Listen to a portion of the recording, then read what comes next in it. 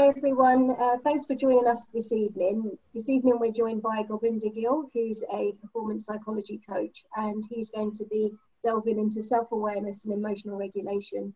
If you have any questions, please pop them into the chat box and we will endeavour to go through them during the Q&A. I'll hand you over to Gobinder. Hi everybody, and welcome to this webinar on self-regulation and emotional intelligence, self-awareness and self-regulation. The purpose of today from my angle will be to sort of introduce you to the concepts of self-awareness and self-regulation and how they tie into yourself, the individual. So quite a bit of, to start with there is a lot about self. What we tend to do as human beings is we don't concentrate on the self. What we do is we tend to concentrate on other people. We concentrate on other situations, other life factors that we can't control. In reference to the self, we're looking at ways in which you can control your own mind and control the controllables. Now, with self-awareness and self-regulation, it comes under the remit of emotional intelligence. So this is an area and a construct which has been utilized in business, in education, in health settings. And it's the idea that as professional people or just in general life relationships, it's your ability to control your own emotions. It's your ability to be aware of your own emotions, and probably most importantly, what impact they're having on other people. So if we focus on self-awareness to start with, that's the core principle of emotional intelligence. And there's a book there outside by Daniel Goleman, and in that book he actually suggests that through increasing your levels of emotional intelligence, you'll be more productive, you'll manage your relationships better, and you'll see challenges as a positive as opposed to a threat. So within that book, he refers to self-awareness as the core. So, for instance, fitness instructors, if you work with fitness instructors and you sort of say, I've got a bad back, they'll probably emphasize the importance of the core, so your stomach line, and they'll emphasize, if you make your core stronger, that will enable you to become a stronger person with less back pain. With psychology and self-awareness, the core is actually your mind. And when we refer to self-awareness, that's why we call it the core. Because if your self-awareness is sorted, then you've got more chance of being more empathetic with people, your motivation levels increase, your ability to build relationships are there. So if you're a coach, for instance, you have to have empathy, you have to have some form of ability to build relationships amongst your players, group dynamics. But all of that doesn't occur until your self-awareness levels are perfect. So what's self-awareness? Self-awareness is your ability to identify your strengths and your areas to improve. So if talking about the areas to improve, I'm referring to as areas to improve. In some cases, you'll see people referring to as weaknesses. And the reason I try and keep away from weaknesses is if you're dealing with somebody who's, say, suffering some form of mental health, if you say weakness, then all of a sudden their feeling will be that they actually are weak because their neural pathway in the brain will already attach weakness to whatever they're trying. So that's why we try and call it areas to develop, because it means there's a goal, there's an opportunity. Whereas if you say weakness, you sort of basically say you're weak at that, and therefore it's not worth even looking at. So I teach, for instance, so what are my areas of strength and what are my areas to improve? So self-awareness is built on those two notions. And in addition to that is a reflective practice. So what went well? What could have gone better? How could I have changed the practice? In what way should I have changed that practice? So self-awareness is the core. It's about you, the individual. And too often as individuals, I do it myself, we do focus on factors we can't control. You know, I can't control the weather. I can't control the timetable my manager gives me, but I can control the classroom environment, what's up in there. I can control how much I prepare for that lesson. And so it's about knowing yourself, and it's not because so-and-so didn't turn up or so-and-so said this about me. It's about knowing in yourself, what are your strengths? What are your areas to improve? Now, to do that well, again, I'll use the fitness training analogy. If I wanted to, I don't know, gain strength or lose weight, I'm then told, oh, by the way, train 3 times a week, do this form of exercise. So I'll do that for a week, and then I'll go back to my personal trainer and say, I've not gained any strength, or I've not lost any weight. And they will turn around and say, the reason for that is because you need to train consistently, 8 weeks. So you do it for 8 weeks, and then you actually notice the results. One thing I did notice today, for instance, because we've been on lockdown, because I teach and we've been on holiday now, I haven't really driven much. And today was one of those journeys that I took to work for the first time since March. And I suddenly became aware of how I was driving, because, you know, that skill of driving every day consistently wasn't there anymore. So I was braking, thinking, oh, I need to brake here, otherwise I'm going to hit someone. Or I misjudged a car coming towards me, because all of a sudden, everything that I knew instinctively has disappeared, because I've not been driving much for, since March. And the same with the fitness, you know, you got to keep doing it in order to, say, gain strength or lose weight. Self-awareness is the same. So if after tonight we say, all right, list 3 things that you've done well, list 3 things that you could improve on. Well, if you do that today and then don't do it for another month, self-awareness isn't going to improve. You have to do it consistently. And the more consistent you do it, the more it becomes a habit. But the key thing as well is to reflect, not to be harsh on yourself, reflect and sort of think, what is it you've done well? How well have you achieved that? And with good self-awareness, it does clear the mind. And when the mind sort of what we class as clouded, and there's a mist there, that's all down to probably not having good sleep, poor appetite, stress.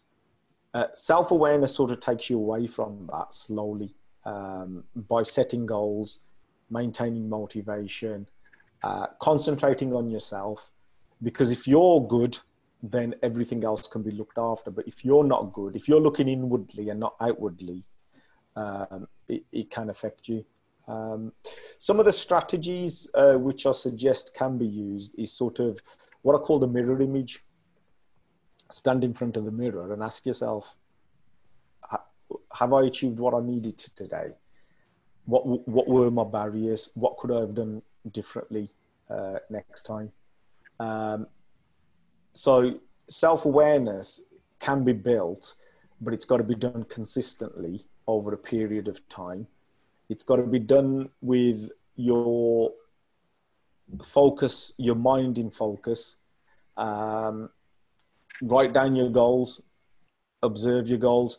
So goal setting is a classic one where we all set goals in our mind, but we don't write them down. And performers who do better are the ones who write them down. So if I write my goals down and I start ticking them off, I actually find that quite useful, because it sort of, I think, wow, look what I've achieved.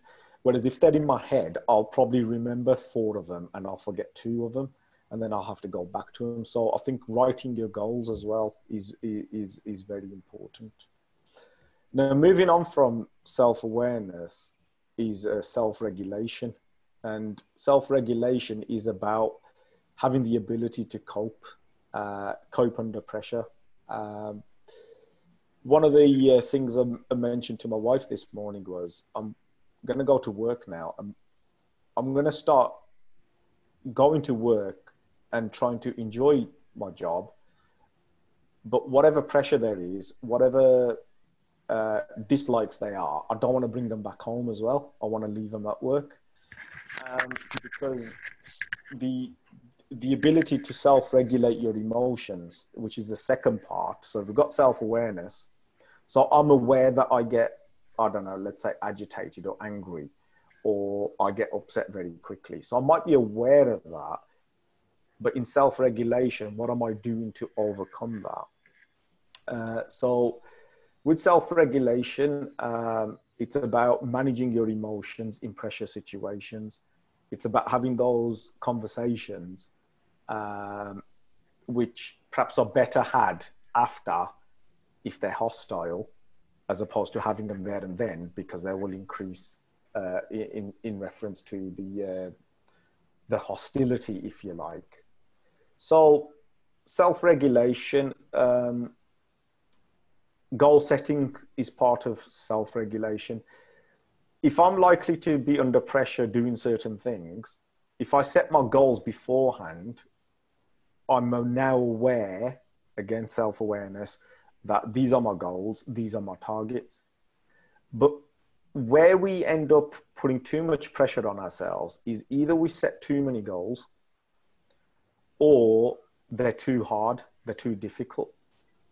So it's your ability to reflect on those goals again, A, raising your self-awareness, but B, giving yourself the ability to cope, both mentally and physically.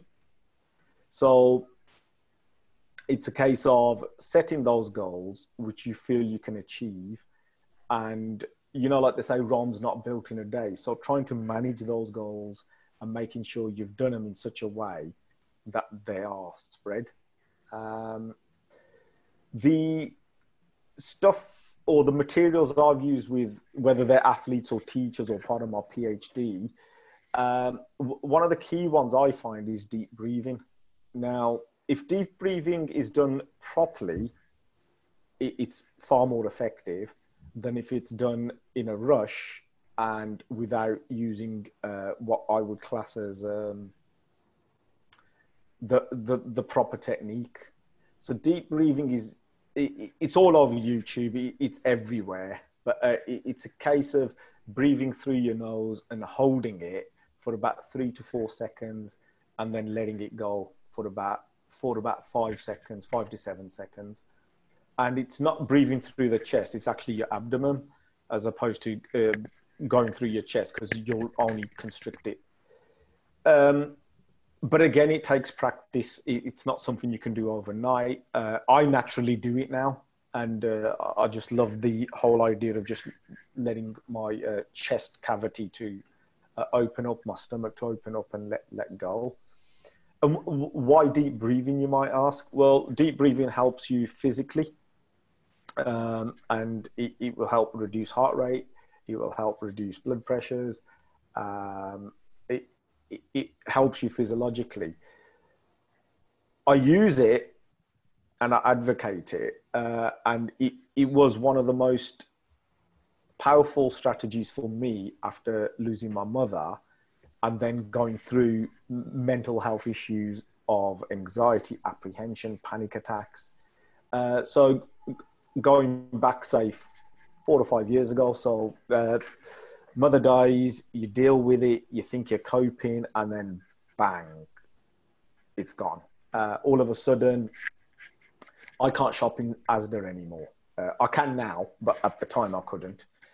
Because as I'm going into Asda with a trolley, I'm having a panic attack because my brain is saying that place is causing you panic attacks.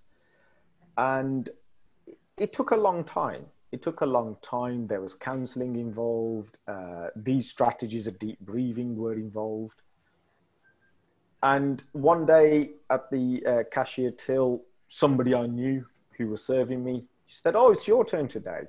And then I told her the story as to why I hadn't done that for 18 months. And she was gobsmacked, very apologetic, but she didn't need to be. She wasn't aware of that. So little things like that were an absolute panic, and deep breathing actually helped. You know, when you're looking for something, you're looking for an escape, and deep breathing was that escape. And so there's a lot of stories involved in that. And yet, how did I overcome that fear as well?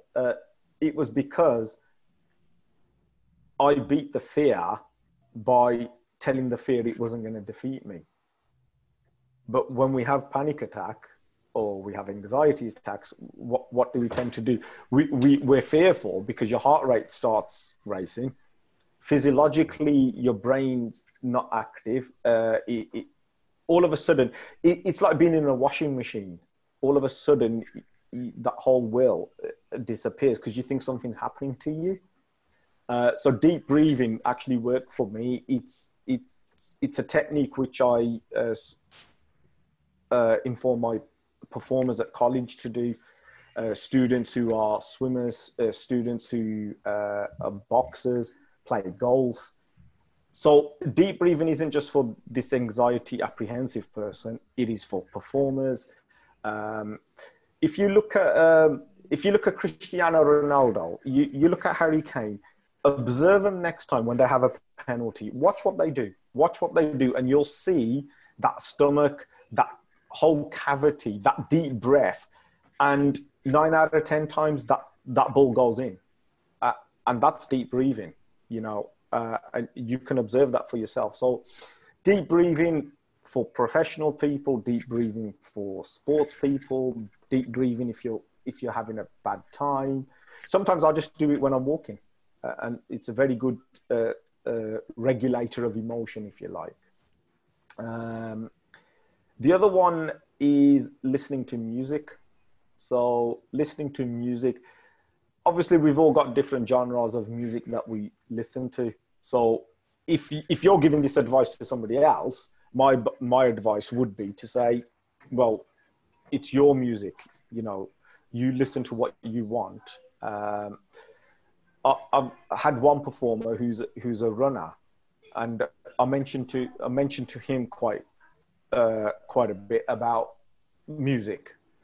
And he said, but when we get together as performers, running, we don't listen to music before we compete. And I said, but can you do that 10 minutes before or 20 minutes before? And he started doing that, and he found it was quite a useful technique because music's got these properties that help cortisol levels in our blood to sort of regulate itself. And music has those chemicals that can bring that balance. So sometimes our emotional regulation might be impacted because of the chemicals in our brain and our body, and it might not be the way we're thinking. Sometimes it's because of the way we're thinking, but our chemicals are fine. So it's finding that balance and what works for you. So again, deep breathing, music are very good ways of calming you down, relaxing you as well. Yoga, absolutely brilliant. Yoga keeps you fit. Yoga keeps you feeling good about yourself.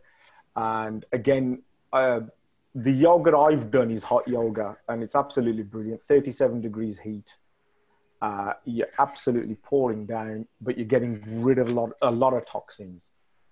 So yoga, I think, for flexibility purposes as well, it's very good. And then obviously exercise. I can't emphasize the motion of exercising and how powerful that is, because the more you exercise, the stronger you get. The more you exercise physiologically, you improve, and the more you exercise mentally, you improve. And that's the whole idea of what we're talking about today, about knowing yourself, self-awareness, and the ability to manage your emotions in pressurized situations. So somebody might say, well, actually, I exercised last night and the pressurized situation was the day after. The idea is that you exercise, it sort of calms you down. It helps improve your bodily sort of your mindset, should I say, but also in terms of your chemicals inside your bloodstream and all that, through exercise will improve. So the challenges you then have, even if it's a day after, will be different.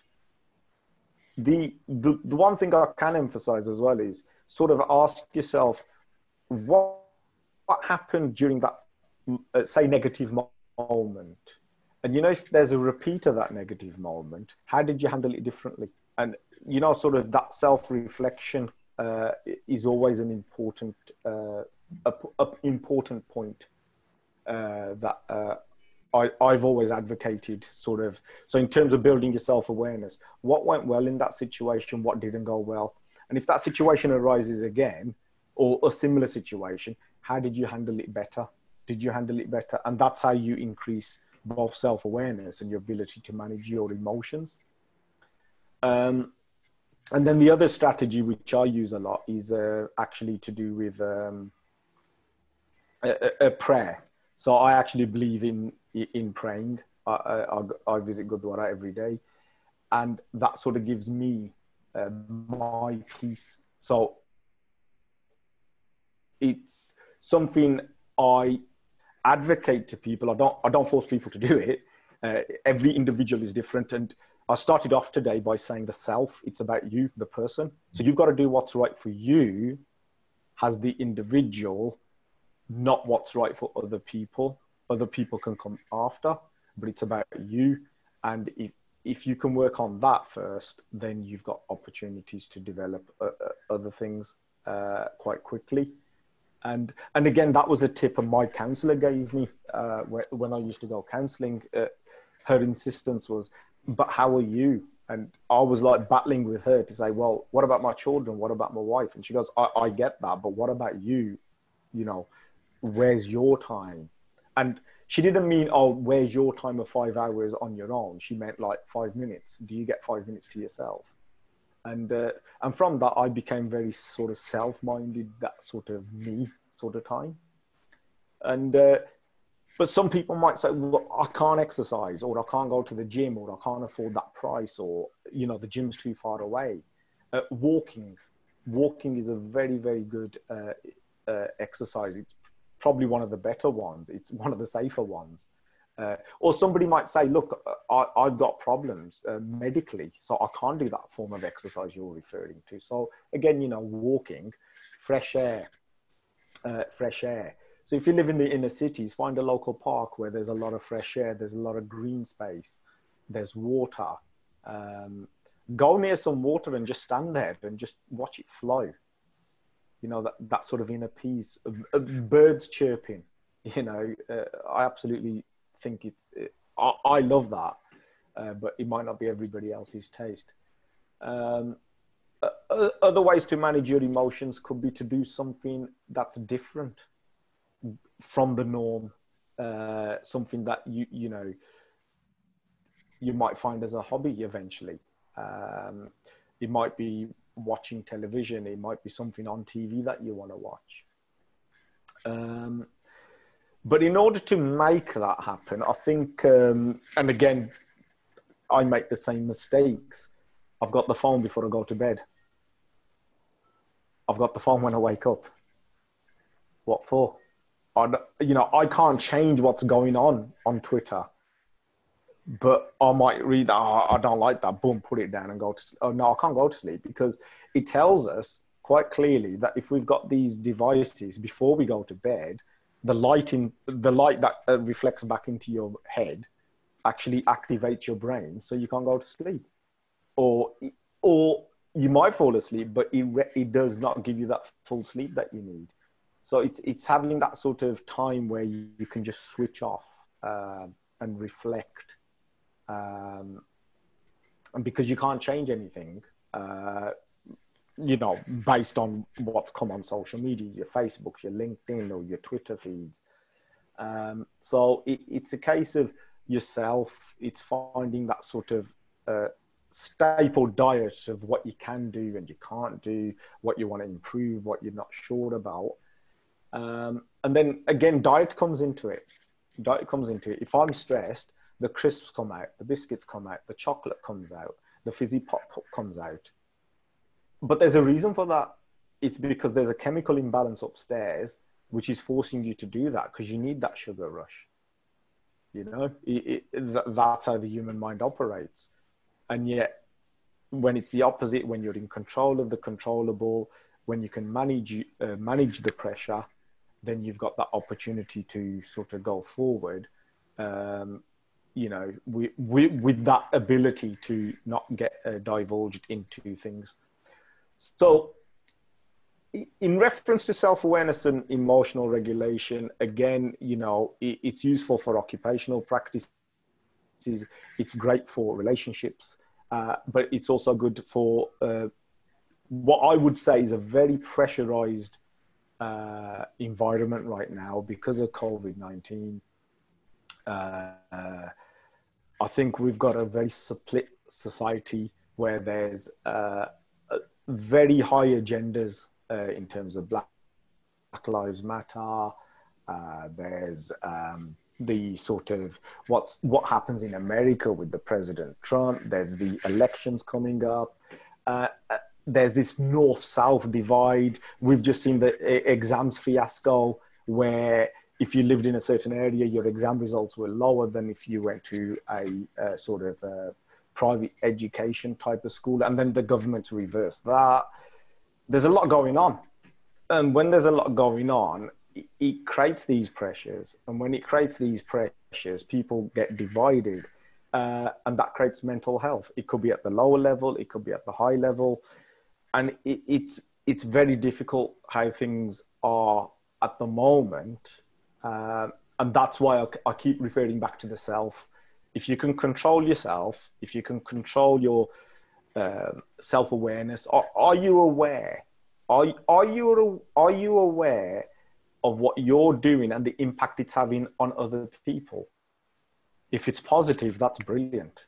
If it's negative, why is that happening? Are you aware of that? Are you conscious of that? And for instance, if my emotions aren't good and they're not positive and they're very negative, that impacts my students. They then realize something's wrong here. The ones who then got the empathy are likely to sort of ask you, are you all right? And they're really good. The ones who don't have that empathy might challenge you even more. And then you get even more wound up. And before you know it, there's a problem. It can happen in fitness, it can happen in coaching, it can happen in relationships.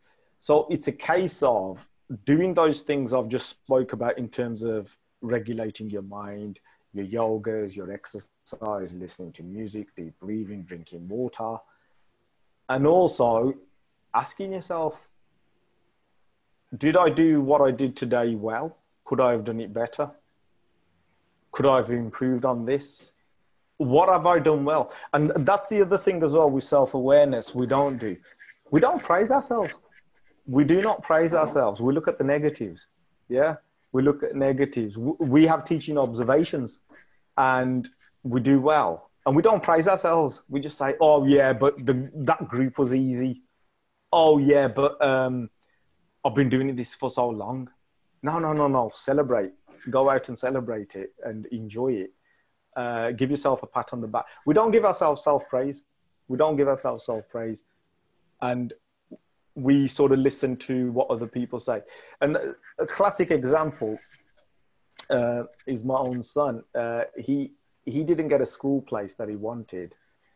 And I, I then told him the school is going to, here are the positives. You know, this is what so and so said. This is what so and so said. This is what I've read about this school, and this is what your uncle said about this. And he goes, "Yeah, Dad, but you know, you know my mate in class." I go, "Yeah." He goes, "But it's a bad school."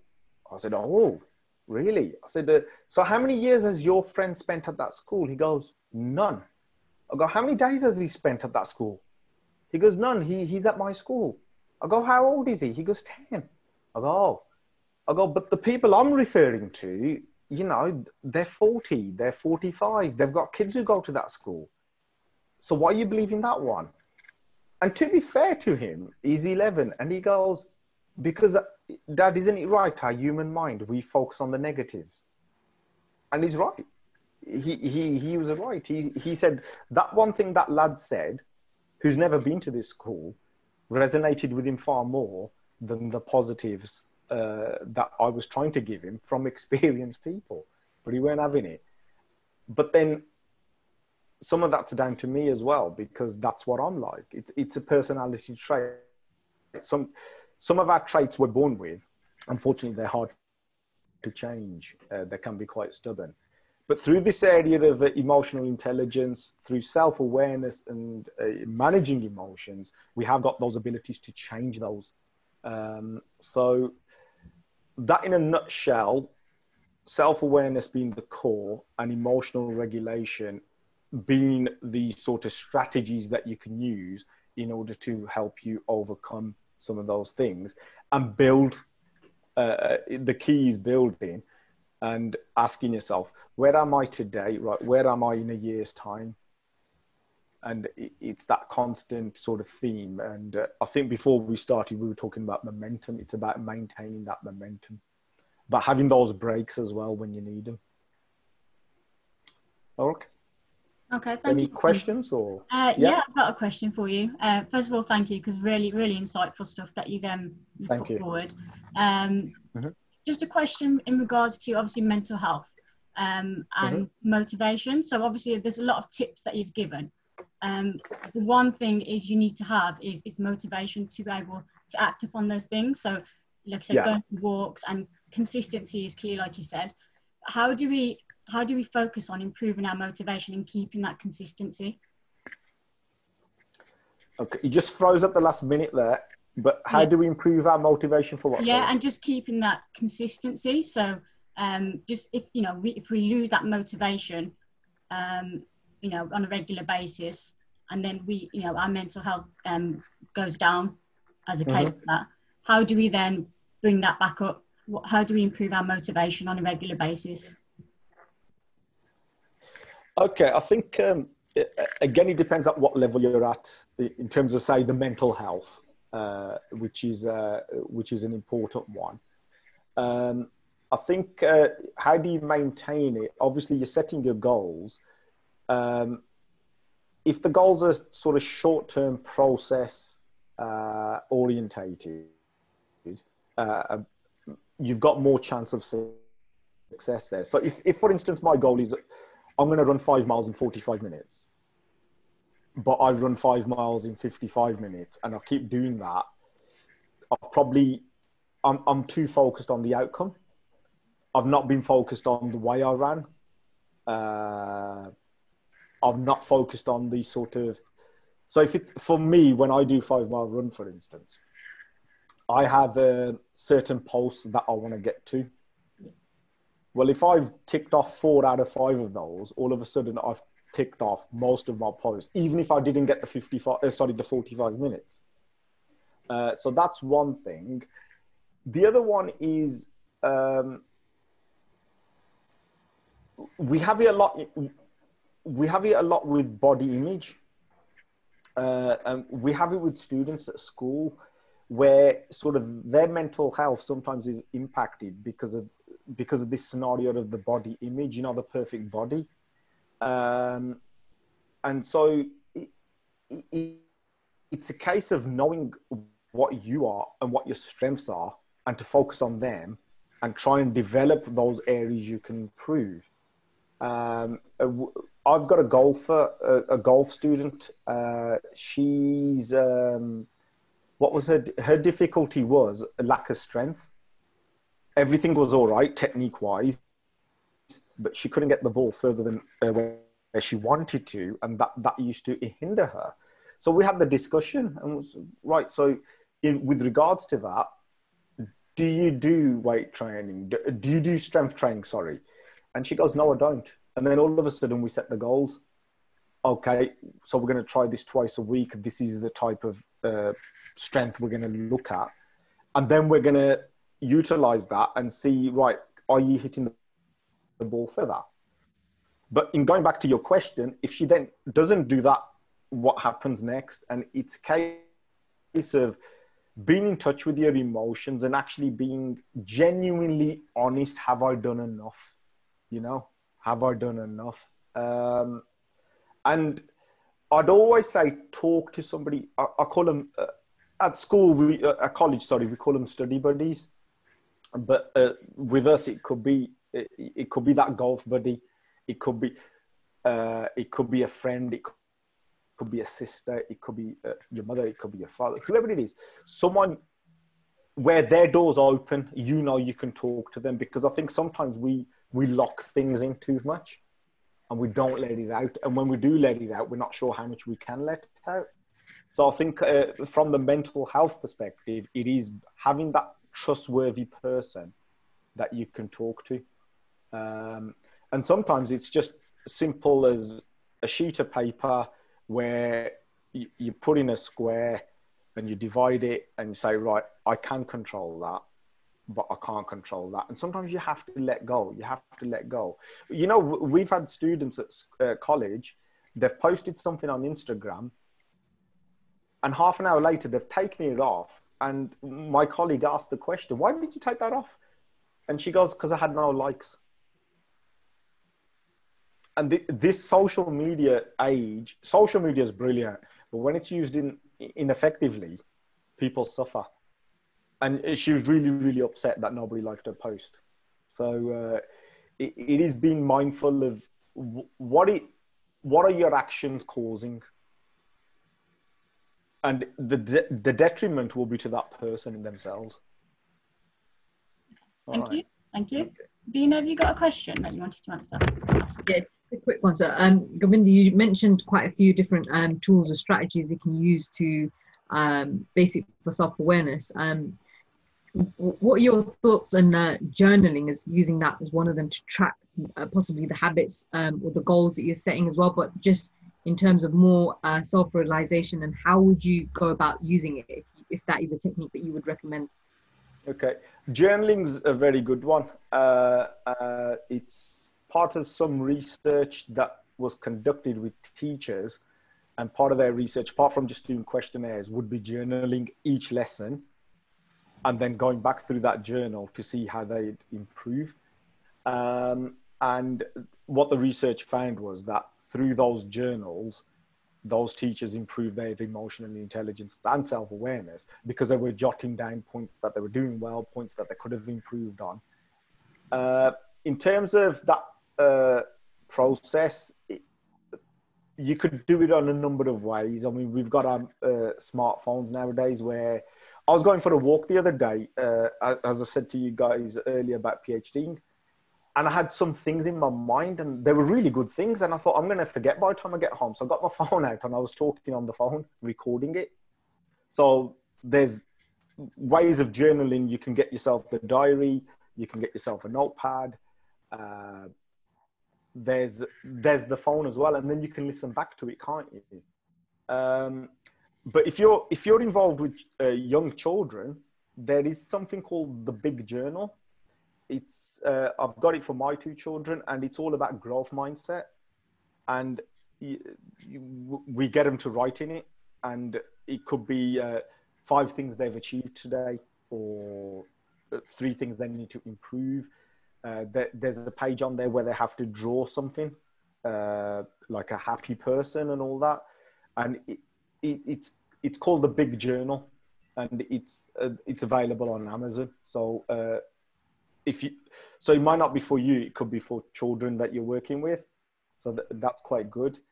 But yeah, having that dialogue with your mind is a very good one. But if you can write it down, it's even better.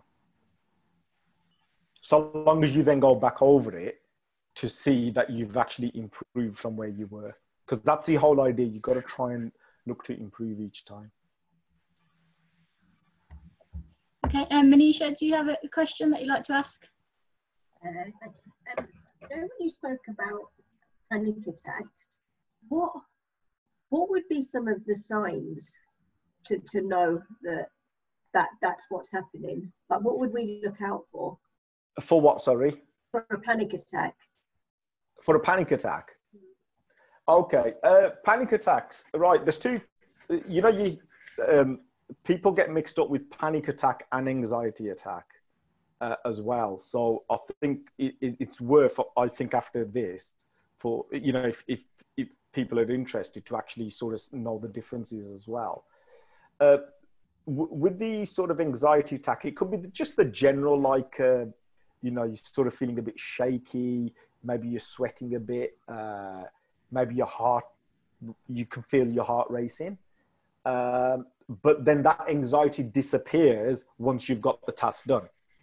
Okay, so, you've done the task.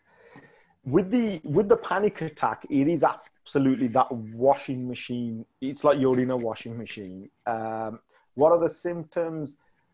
Your body starts shaking, you start shivering, you may start sweating, you can't think straight, your eyes are fuzzy, you're fearful of what's about to happen. It's almost, your breathing's all over the place, and it's almost like you're about to have a cardiac sort of episode. It's happened to me a few times. Again, trigger was probably my mother's death. And it absolutely sort of cuts you in half. And you feel like, I can't walk anymore. And, I used to walk very close to walls. I was that petrified for a long time because my mind had just gone. It sort of just basically hijacked my mind. And how to overcome it, I suppose, or what do I perhaps do now to prevent that? First of all, I think I'm much stronger now in the mind. But again, your deep breathing, listening to music, making sure you can relax yourself. And also probably not doing something that is going to trigger it. But panic attacks are far rarer than the anxiety attacks. Anxiety attacks will occur a lot more. Or sorry, if you're prone to them, the anxiety attacks are probably far more frequent. And sometimes you might not even notice you've had them. But but panic, put it another way, panic attack, once you've had it, you know you're having one. It's that. Some people might even go into A&E because they're thinking it's something else. There's a book by Dr. Claire Weeks, and it is so good. It is so good. I was going to email her and thank her, but I found out, unfortunately, she passed away in the 80s. Her book is still selling. It's Dr. Claire Weeks, and it's about how to calm your nerves. And I've had that book, and I must have given it up to about 15 people I know. And each one of them has said exactly what I said. When you read the book, it's like she's on top of your shoulder talking to you. And she has got quite a few. So if you don't want the book, if you go on the BBC website, just type in Dr. Claire Weeks. She's Australian, and you can get her audios. And, she was a GP, and she gave up her practice because she felt GPs were giving out the wrong advice because they didn't understand it. They didn't understand panic attacks, anxiety attacks.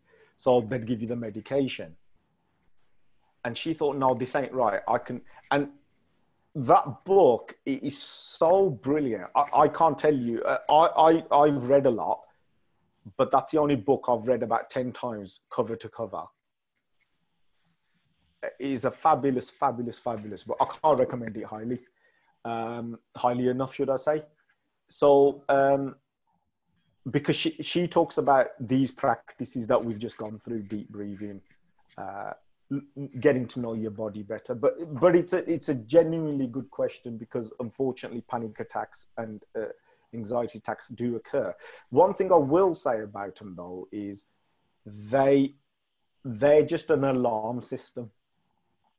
They're an alarm system to tell you something's wrong.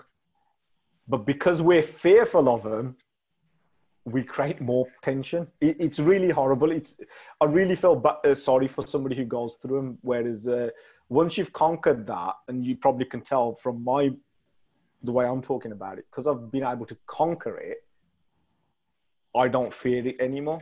But it is to do with triggers, and unfortunately, triggers like bereavement is one cause. Yeah. I've actually got another question come through from somebody watching. So the question is, are there any physical exercises recommended or designed for mental strength and steadfastness? Mental strength and steadfastness, physical activities. I think if you're exercising, let's say you're strength training yourself, because you're getting stronger and you feel you're getting stronger, you're then causing the brain to believe you're getting stronger.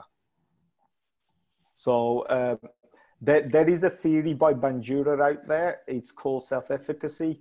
And it's a case of, if you believe in something, you'll achieve that. And if you don't believe in it, obviously that self-efficacy and the confidence gets lowered. And what we've got to try with that then, or in response to that question, or probably the whole topic, is when your mindset is like a roller coaster, it's up and down, that's not consistent. What we've got to try and get it is into a flow, like a water flow, which could work. So yeah, physical activities, exercise, get stronger in body, you'll get stronger in mind. Okay, thank you. Any more questions from you, Manisha? With regards to young people, is there anything specific you would say? So it could be people with children, or it could be people who work with young people, especially when they go back to school, because you spoke in length about the impact of COVID-19. Anything that could help with how they could help manage how the children are going to be feeling when they actually are back into school, especially when their structure and routine's been completely out the window. Any top tips you might give?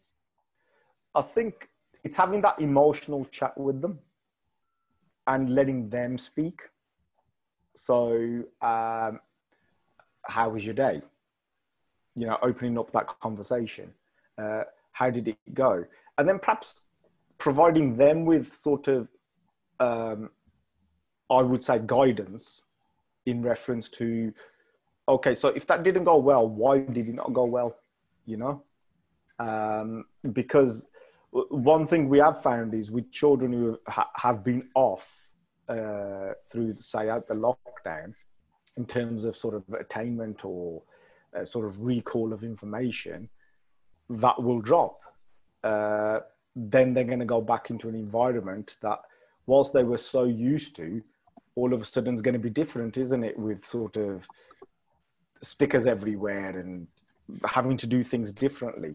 So I think the child is going to go through what we would call probably a lower level of anxiety, but it could be children whose perhaps grandparents or parents have gone through this, like had the symptoms or were hospitalized, or perhaps even worse.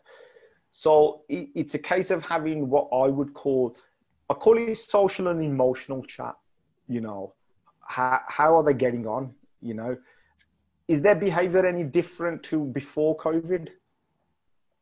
Why is it different? Are they spending too much time isolated? How are they with their friends? Sort of just making sure, those things, I wouldn't call it a tick list, but I'd call it something similar, where you sort of have that, you engage with that child, you know, how was your day? How well did it go?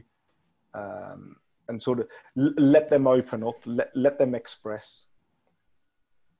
Okay, just one more question for you, Gobinder. So somebody's asking about self-reflection. So coming from a non-teaching background, how often should this be done for it to be effective and become a habit? How often do you brush your teeth? Every day. So there's your answer. You know, it doesn't have to be for more than 5 minutes. It could be just one piece of self-reflection. But again, you know, the word self, keep using it.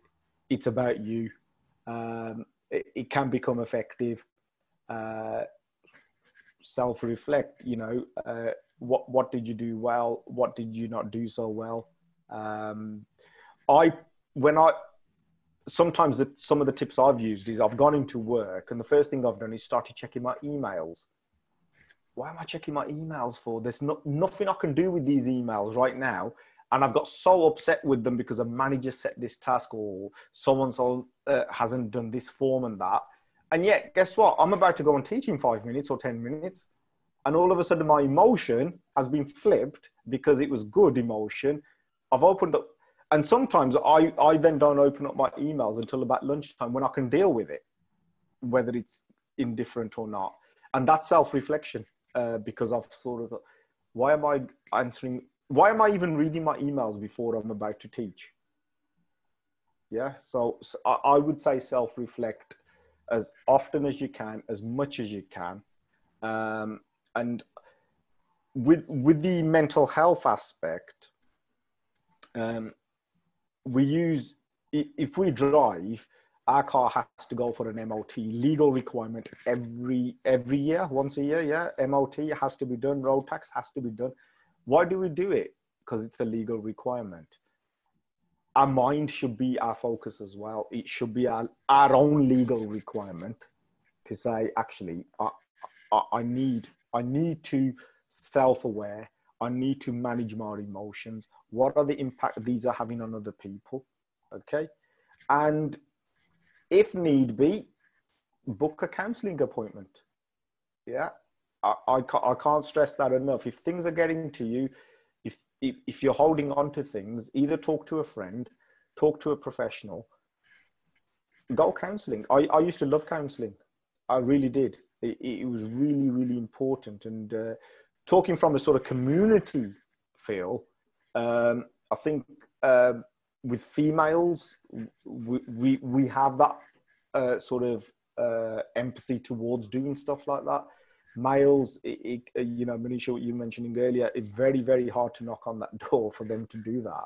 And the reason I'm mentioning this today, with the recording, it will go out there, that people might say, oh, actually, he just said he used to go counseling. And, you know, if that means one person goes, great, because it's a vital come up. For me, counseling was my road tax, you know, my MOT. And it meant I didn't have to then go under GPs and medication. I could do it myself. So that's another thing I would add.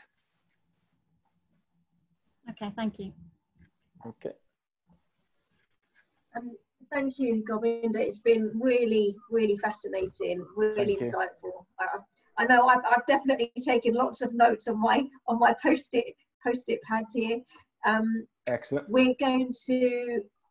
This is recorded, so it will. In the next week, it will be on our IGTV, which you can access through Instagram. And you know, there's so much that we could all take away, and I think I want to thank you for your honesty, because thank you. Yeah. Without that, you know, this is about, you know, raising awareness and having conversations with, you know, without your honesty, it's really difficult to do that. And you've been, you know, and being honest about some of your personal experiences, definitely we feel can help other people. So thank you very much for your time and your expertise. And thank you everybody for listening in. And please join us again next month, where we will continue with our monthly webinars. Thank you for having me. Thank you, everyone. Thanks, Gobinder. Okay, bye. Bye. Take care. Bye bye. Bye bye.